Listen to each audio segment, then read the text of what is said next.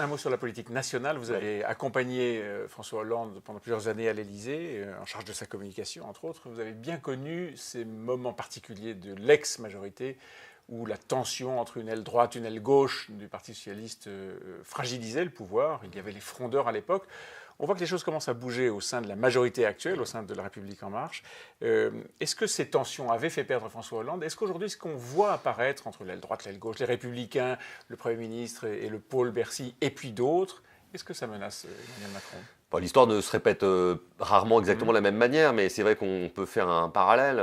On est à peu près à mi-mandat, ou en tout cas on s'en rapproche. Première échéance électorale qui s'annonce quand même pas très positive pour la République En Marche, même si on peut imaginer qu'ils seront dans le peloton de tête, on verra. Vous parlez des européennes? Oui, des européennes, pardon. Et il y a une tension interne à la majorité, parce que cette majorité, elle est parfois un peu de briques et de broc, en des gens qui n'ont pas des histoires communes. Donc à un moment donné, on rentre dans le vif du sujet. Là, c'est la sortie du grand débat. Il y a des questions lourdes qui se passent en matière de fiscalité, en matière d'écologie. Deuxième phase du quinquennat, voilà. en Donc est-ce qu'elle sera plutôt social-démocrate? Est-ce qu'elle sera plutôt libérale? Est-ce qu'elle sera plutôt conservatrice? Et je crois que ce qu'on peut appeler l'aile gauche de la majorité de la République En Marche commence à se rendre compte qu'elle a plutôt beaucoup de chances d'être très conservatrice et pas tellement très sociale. Est-ce que ça peut faire perdre Emmanuel Macron?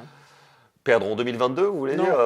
Perdre le contrôle de sa majorité, perdre la main qu'il a du mal à retrouver, que le grand débat lui avait fait reprendre un petit peu? Je crois que c'est jamais bon quand on donne le sentiment de la division. Parce qu'une des forces d'Emmanuel Macron, ça avait été de montrer qu'il pouvait faire un peu de la politique autrement, de rassembler au-delà des clivages. Si les choses commencent à se désagréger, qu'on a des petites chapelles qui se reconstituent, évidemment, ça sera très mauvais pour lui.